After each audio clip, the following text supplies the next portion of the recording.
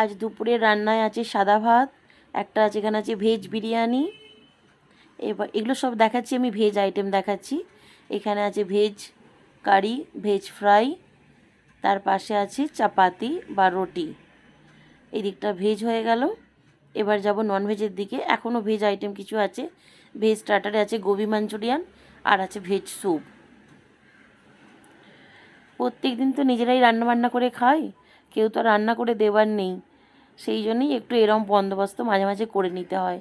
কত আর রান্নাবান্না করে খাবো, তাই না? তো সেই জন্যেই চলে যাওয়া। আর আছে এখানে পাঁপড়, তারপরেই আছে আপনার স্যালাড। স্যালাডে আছে শসা, গাজর, পেঁয়াজ।